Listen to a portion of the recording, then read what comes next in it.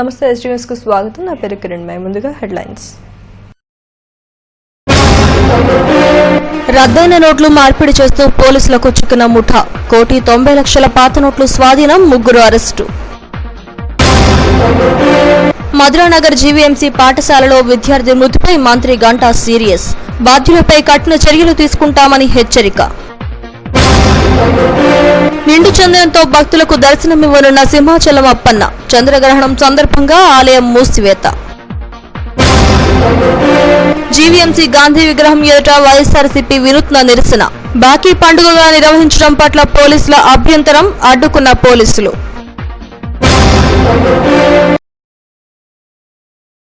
విశాఖ కేంద్రంగా రద్దయిన నోట్లు మార్చే ముఠా గుట్టు రట్టయింది. ఈ ముఠా నుంచి 1,90,00,000 రూపాయలు రద్దయిన నోట్లను స్వాధీనం చేసుకున్నారు. 3 వ్యక్తులను అరెస్టు చేసి విచారణ చేస్తున్నారు. జేసీపీ నాగేంద్ర కుమార్ కేసుకు సంబంధించిన వివరాలు వెల్లడించారు. పోలీసుల వలయంలో ఉన్న ఈ 3 వ్యక్తులు రద్దయిన పాత నోట్లు మార్చడంలో కీలక సూత్రధారులుగా ఉన్నారు. 2016 డిసెంబర్ 31వ తేదీతో పాత నోట్లు రద్దయ్యాయి. వీటిని కొత్త నోట్లుగా మారుస్తామంటూ ఈ ముఠా గత కొంతకాలంగా పనిచేస్తుంది. ఇలా 20 లక్షల కొత్త నోట్లు ఇచ్చి 1 కోటి రూపాయలు, మరో 16 లక్షలు ఇచ్చి 90 లక్షలు రద్దయిన నోట్లను చలామణి చేసేందుకు రంగం సిద్ధం చేశారు. అక్కేపాలెంలోని ఒక అపార్ట్మెంట్లో ఈ రద్దయిన నోట్లు మార్చే ముఠా ఉందని తెలుసుకున్న టాస్క్ ఫోర్స్ పోలీసులు దాడులు నిర్వహించారు. ఈ 1,90,00,000 రద్దయిన నోట్లను స్వాధీనం చేసుకున్నారు.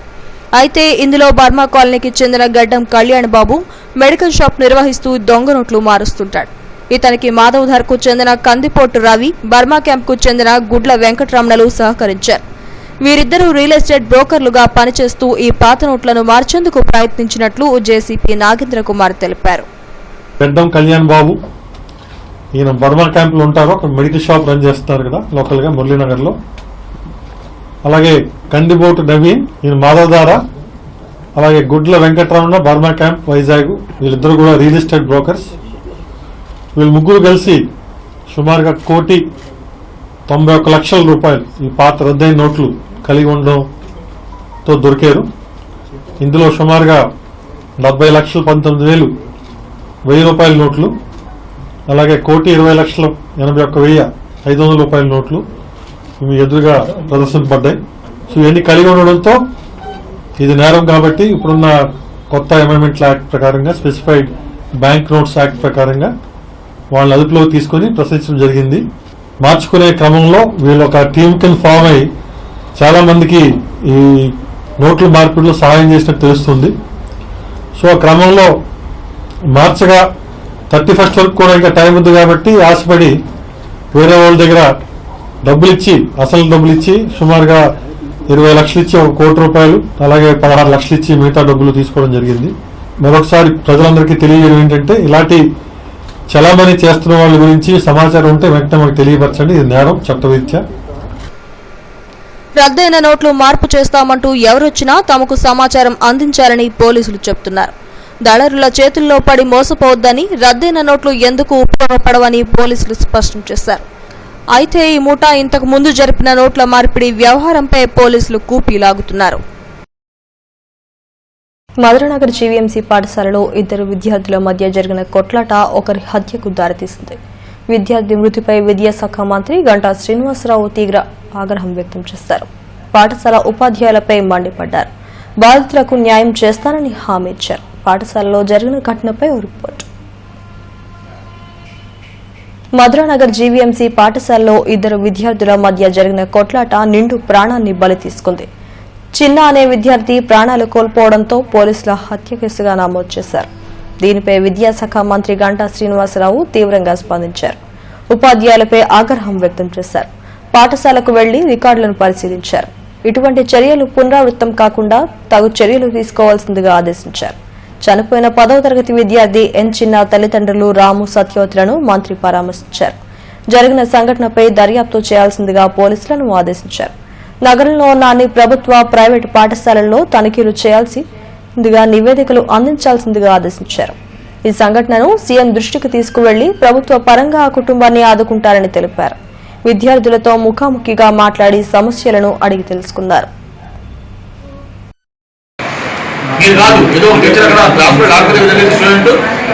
అతను అంత లాజికల్గా చెప్తున్నాడు. ఇట్లా టీచర్స్ గ్రూప్ క్లాస్ అయింది, కొంతమంది ఆబ్సెంట్ అయ్యారు, ఎక్కడైతే టీచర్ లేరో ఆ టీచర్ లేని క్లాసులు చూసుకోమని చెప్పి కొంతమంది పిల్లలు పంపించారు. వీడు 8th క్లాస్కి వెళ్ళాడు కుర్రాడు. వెళ్తే 8th క్లాస్లో ఉన్న వాడు ఎవరైతే వచ్చి అనుకుంటున్నామో వాడు వచ్చి ఏంటో మా మీద రూపాయలు చెప్పి చేతికి కట్టుకుని 2 వేలు అతను 3 వేలు కామెంట్ చేశారు. అక్కడ చిన్న ఘటన ఘర్షణ పెద్ద తర్వాత జరిగింది. మీరు అది లాజిక్ ఏమి ఇవ్వకుండా టీచర్లు ఉన్నారు, నేను పంపించలేదు, మాకు కంప్లైంట్ లేదు, మాకు లేదంటే పిల్లల మిగతాగా ప్రిన్సిపల్ బాధ్యత కాల్చేదిగా ఏమన్నా కాలేజీ యూనివర్సిటీలో గొడవలు ఇవ్వటానికి చిన్న 10th క్లాస్ 8th క్లాస్ పిల్లలు కొట్టుకొని చచ్చిపోతే చూస్తుంటారా? ఏది హెచ్ఎల్స్ మీ క్లాసులు కూడా దేనికి పిల్లలు యాటిట్యూడ్ ఏంటి, వాళ్ళు ఎలా బిహేవ్ చేస్తారో చూసుకోరా? ఎవరికేదో వచ్చి పాఠం చెప్పిపోతుంది సరిపోతుంది, మీకు కొట్టేసుకుని చచ్చిపోయి పెడుతున్నాడు పిల్లలు. శ్రావణ పౌర్ణమి పురస్కరించుకుని సింహాద్రి అప్పన్నకు కరాళ చందనాన్ని సమర్పించారు. 15 రోజుల పాటు వేద పండితులు చందన సమర్పణ చేయనున్నారు. 364 రోజులు చందన స్వామిగా భక్తులకు దర్శనమివ్వనున్నారు. ఈ సందర్భంగా నిర్వహించిన లక్ష్మీనారాయణ వ్రతంలో 108 జంటలు పాల్గొన్నాయి. శిష్య బృందానికి గురోపదేశం, వేదోపదేశం శ్రావణ పౌర్ణమి విశిష్టత అని దేవస్థానం ప్రధానాచార్యులు గోపాలకృష్ణమాచార్యులు అన్నారు. వర్షాలు సమృద్ధిగా కురిసి పంటలు బాగా పండాలని ప్రత్యేక పూజలు నిర్వహించినట్లు తెలిపారు. మరోవైపు చంద్రగ్రహణం సందర్భంగా సోమవారం మధ్యాహ్నం నుంచి ఆలయాన్ని మూసివేశారు. మంగళవారం సంప్రోక్షణ అనంతరం భక్తులకు స్వామివారి దర్శనానికి అనుమతిస్తామని ఆలయ వర్గాలు తెలిపాయి.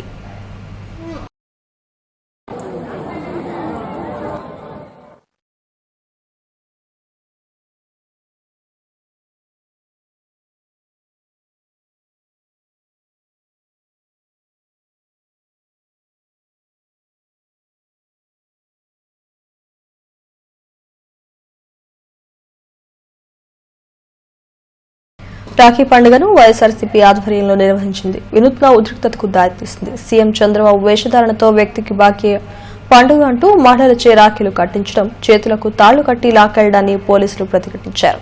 దీంతో నేతలు పోలీసులకు మధ్య వాగ్వివాదం చోటు చేసుకుంది. బాకీ నిరసనపై రిపోర్ట్. జీవీఎంసీ గాంధీ విగ్రహం ఎదుట వైఎస్ఆర్సీపీ వినూత్న నిరసన చేపట్టింది. రుణమాఫీ పేరుతో మహిళలను చంద్రబాబు మోసగించారంటూ ఆయన మాస్క్ ధరించిన వ్యక్తికి బాకీ పండుగ అంటూ మహిళల చేత రాఖీలు కట్టించారు. సీఎం డౌన్ అంటూ ఆ వ్యక్తిని తాళ్లతో కట్టి లాక్కుతుండగా పోలీసులు అడ్డు తగిలారు. అనుమతి లేకుండా ఇటువంటి కార్యక్రమాలు నిర్వహించరాదంటూ పోలీసులు ఆందోళనకారులను అడ్డుకున్నారు. దీంతో ఇరు వర్గాలకు వాగ్వివాదం చోటు చేసుకుంది.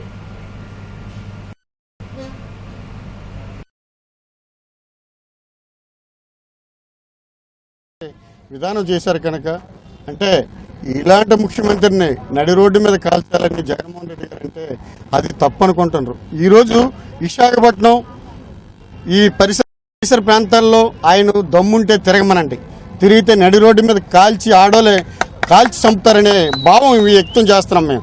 మేము కాదు, ప్రజలనే మాటలు ప్రతి ఇంటికి వెళ్ళి అడిగి తెలుసుకుంటే చంద్రబాబు నాయుడుకి మంచిదని ఈరోజు మేము విన్నపం చేస్తున్నాం. ప్రజలు చూస్తున్నారు, ప్రజలు వాళ్ళు జగన్మోహన్ రెడ్డి గారి నాయకత్వం కావాలని కోరుకుంటున్నారు. ఆ హామీలేవి కూడా ఈ రోజు నెరవేర్చలేదు కాబట్టి ఈ రాష్ట్రంలో ఉన్న ప్రజలందరూ ఈ రోజు చంద్రబాబు నాయుడు ఎక్కడికి వెళ్తే అక్కడ నిలదీసి ఆయన్ని చొక్కా పట్టుకొని అడిగే పరిస్థితి ఈ రాష్ట్రంలో వచ్చింది. అది చంద్రబాబు నాయుడు భరించలేకపోతున్నాడు. మొన్న నంద్యాల ఎలక్షన్లో జగన్మోహన్ రెడ్డి గారు ఒక మాట అన్నారు, ఇలాంటి ముఖ్యమంత్రిని నడి రోడ్డు మీద కాల్చి చంపాలని. అది జగన్మోహన్ రెడ్డి గారు అన్న భావన కాదది. ఈ రాష్ట్ర ప్రజలందరూ ఆ భావనలో ఉన్నారు కాబట్టి జగన్మోహన్ రెడ్డి గారు ఈ రాష్ట్ర ప్రజల భావాన్ని ఆ రోజు అక్కడ చెప్పడం జరిగింది. దాన్ని వీరందరూ చిలవలు పలవలుగా చేసి ఈరోజు ఇలాంటి బురజల్లే కార్యక్రమాలు జగన్మోహన్ రెడ్డి గారి మీద చేయడం ఇది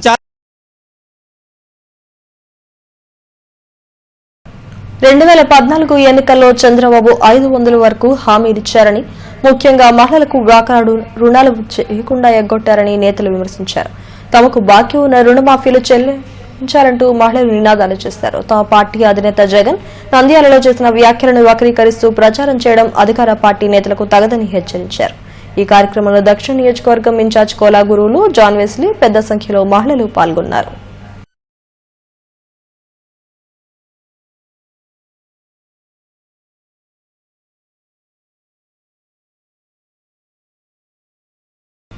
కలెక్టరేట్లో నిర్వహించిన గ్రీవెన్స్ సెల్లో జాయింట్ కలెక్టర్ సృజన, డీఆర్ఓ చంద్రశేఖర్ రెడ్డిలు వినతులు స్వీకరించారు.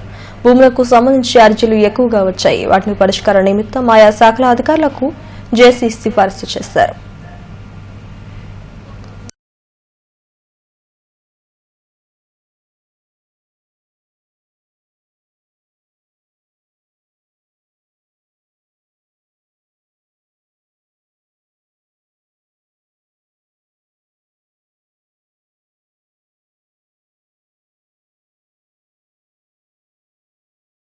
గాజువాక ఎనాం భూ సమస్య పరిష్కారం కోసం విడుదల చేసిన 301 జీవోలో షరతులను తొలగించాలని కోరుతూ సిపిఎం ఆధ్వర్యంలో జిల్లా కలెక్టర్కు వినతిపత్రం సమర్పించారు. ఈ జీవో ప్రకారం 10,000 మంది దరఖాస్తు చేసుకోగా 5,300 మందికి మాత్రమే పట్టాలిచ్చారని తెలిపారు.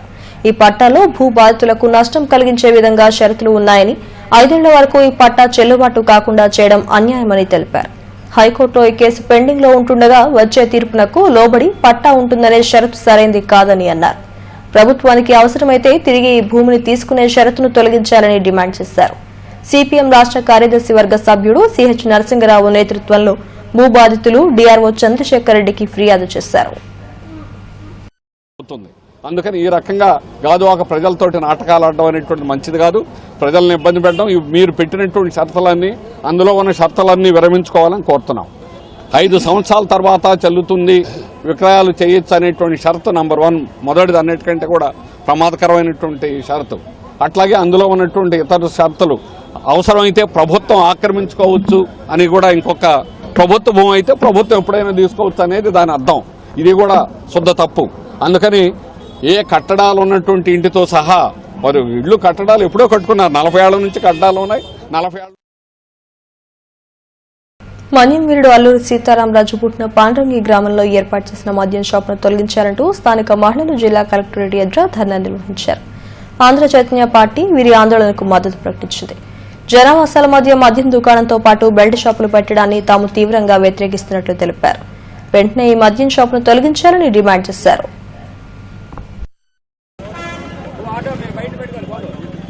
2 years బ్యాక్ అతను ప్రెసిడెంట్ కింద గెలిచిన తర్వాత బడికి గుడికి మధ్యలో ఆయన స్థలాన్ని కట్టేసుకున్నారండి. ఇప్పుడు ప్రజల్లో వచ్చిన చైతన్యం చూసి ప్రజలు అడుగుతున్నారండి. ఈ మధ్యలో ఒక మర్డర్ జరిగింది అక్కడ, ఆ వైన్ షాప్ ఎదురుగానే. వాళ్ళు రోజు పక్కన ఉన్న స్కూల్లో తాగుతున్నారు, తాగేసి బాటిల్ అన్ని వదిలేసి వెళ్ళిపోతుంటే ఆ పిల్లలు తాగేస్తున్నారు అవి. ఇప్పుడు వీళ్ళందరూ ఏమంటారంటే, బోల్డ్ ప్రాఫిట్ వస్తుంది కదా, వెళ్ళి వేరే దగ్గర పెట్టుకోమంటారు. ఆయనేమో నేను తరలించను అంటున్నాడు. ఆయనే ఊరి పెద్ద ప్రెసిడెంట్. ఇప్పుడు ప్రెసిడెంట్ పార్టీ ఏమి అనలేక ఇంక వీళ్ళు ఇలాగ వచ్చి అడుగుతున్నారు, కలెక్టర్ గారిని అడుగుతామని చెప్పేసి కలెక్టర్ గారు వినతిపత్రం ప్రకటిస్తున్నారు. డిమాండ్ తరలించమంటాం, వైన్ షాప్ ని తరలించమని చెప్తున్నాం. మేము ఆంధ్ర చైతన్య పార్టీ తరఫున. కంజరపాలెం జాతీయ రహదారిలో కోనేరు జోగారావు నగర్లో ముఖ్యమంత్రి చంద్రబాబు పట్టాలిచ్చిన వాటిని కూడా తొలగించారని, ఇందులో చర్చ కూడా ఉందని బాధితులు కలెక్టరేట్ ఎదుట ధర్నా నిర్వహించారు. 35వ వార్డు సర్వే నెంబర్ 34/2లో 40 ఏళ్ల నుంచి తాటాకు ఇళ్లు వేసుకుని జీవిస్తున్నట్లు తెలిపారు. 6 నెలల కిందట ముఖ్యమంత్రి చంద్రబాబు ఏఈలో జరిగిన కార్యక్రమంలో పట్టాలిచ్చారని తెలిపారు. ముందస్తు సమాచారం లేకుండా జీవీఎంసీ అధికారులు తొలగించడం వల్ల తాము వీధిన పడ్డామని కోనేరు జోగారావు నగర్ గ్రామాభ్యుదయ సేవా సంఘం నాయకులు జోగి సుధాకర్, వేణుగోపాలరావులు ఆవేదన వ్యక్తం చేశారు. అనంతరం కలెక్టర్కు వినతిపత్రం సమర్పించారు. నాయుడు గారు మొన్న తన యొక్క పర్యటనలోని వీరందరికీ దగ్గర 22-25 మందికి వాళ్ళు పట్టాలు ఇచ్చారు. ఆ పట్టాల్లో ఉన్న ఒక వ్యక్తి ఇతను. కానీ ఒకవేళ తీయాలనుకుంటే మాకు నోటీస్ ఇచ్చి తీయాలి. ఒకవేళ మేము ఊర్లో లేవనుకోండి, మా అందులో ఉన్న ఆస్తి అంతస్తు ఏం కావాలి? అయితే మేము ఒకటి అడుగుతున్నాం, క్రైస్తవులు చర్చిల మీద ఇటువంటి దాడి జరగడం ఎందుకు? మేము మనుషులం కాదా? మేము భారతదేశస్తులం కాదా? మేము దయచేసి విషయం గమనించాలని కోరుతున్నాను. ఎందుకంటే చాలా బాధాకరమైన విషయం. ఆ చర్చిలో పిఏ సిస్టము, ఎలక్ట్రానిక్ సిస్టమ్ ఇవన్నీ పెట్టుకొని కూడా సర్వనాశనం చేసి బుల్డోజర్తో వెళ్ళిపోయారు. కనీసం తమకు వ్యాపారాలు చేసుకునే అవకాశాలు కల్పించాలని కోరుతూ తోపుడు బండ్ల వర్తకులు జీవీఎంసీ మెయిన్ గేటు ఎదుట బైఠాయించి ధర్నా నిర్వహించారు. రామ్నగర్ లో ఉంటున్న తమను తొలగించి సెంట్రల్ పార్క్ వద్ద అవకాశం ఇచ్చారని తెలిపారు. అయితే వ్యాపారాలు లేని చోట స్థలం ఇవ్వడం వల్ల తమకు ఏమాత్రం ఉపయోగం లేదని, తిరిగి తమ యథాస్థానాల్లో అవకాశం కల్పించాలని డిమాండ్ చేశారు. ఒక్కొక్కరు 2,000, 3,000 రూపాయల లాసులతోనే రోజుకి 2,000, 1,000 రూపాయలు, 1,500 రూపాయల లాసులతోనే భరించి 3 రోజులు ఎత్తివేయడం జరిగింది. దీన్ని 45 రోజులైంది. మేము అక్కడే పెట్టుకుంటామని చెప్తే ఈ రోజుకి పెట్టొద్దు, మీరు మాకు అవదు అక్కడ అని కమిషనర్ గారు చెప్తున్నారు. సుప్రీంకోర్టు తీర్పు ప్రకారం 2013లో సుప్రీంకోర్టు గైడ్లైన్స్ ఉంది. ఈ గైడ్లైన్స్ని క్రమబద్ధీకరణ అని చేయమని కూడా ఉంది. క్రమబద్ధీకరణ అంటే ఎక్కడ వాళ్ళు అక్కడ వ్యాపారం చేసుకున్న వాళ్ళని వెనక్కి అలా జరపమనే చెప్పారు తప్ప ఎక్కడి నుండి ఇంక వేరే చోటకి తరలించమని చెప్పలేదు. గ్రంథాలయ ఉద్యమం పితామహుడు ఎస్ఆర్ రంగనాథన్ జయంతిని పెద్దగంటాడ శాఖ గ్రంథాలయంలో నిర్వహించారు. న్యూపోర్టు సీఎస్ సోమశేఖర్ ముఖ్య అతిథిగా హాజరయ్యన చిత్రపటానికి పూలమాల వేసి నివాళులర్పించారు. గ్రంథాలయాల రూపకల్పనకు ఆర్జుడు రంగనాథన్ అని కొనియాడారు. ఈ కార్యక్రమంలో సభ్యులు పులి రమణారెడ్డి, సత్యనారాయణ తదితరులు పాల్గొన్నారు.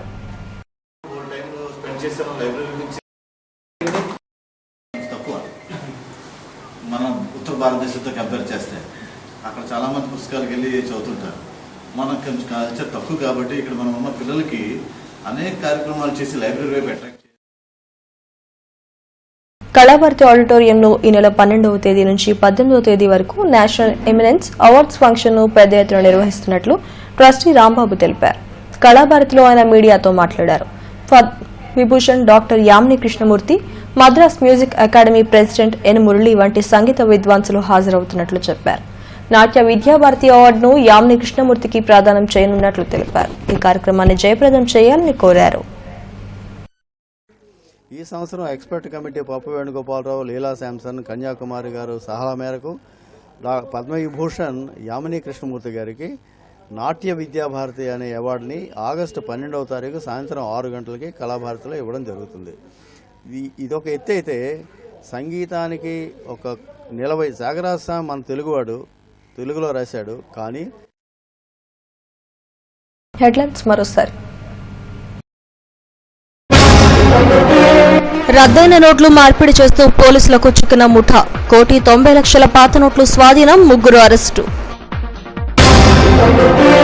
మధురానగర్ జీవీఎంసీ పాఠశాలలో విద్యార్థి మృతిపై మంత్రి గంటా సీరియస్, బాధ్యులపై కఠిన చర్యలు తీసుకుంటామని హెచ్చరిక.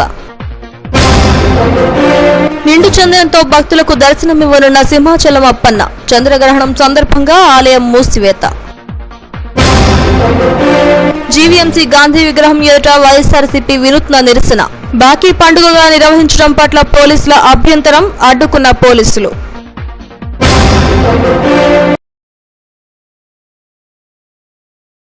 ఈ వార్తలు ఇంతటితో సమాప్తం. మరిన్ని వార్తా విశేషాల కోసం చూస్తూనే ఉండండి STV న్యూస్.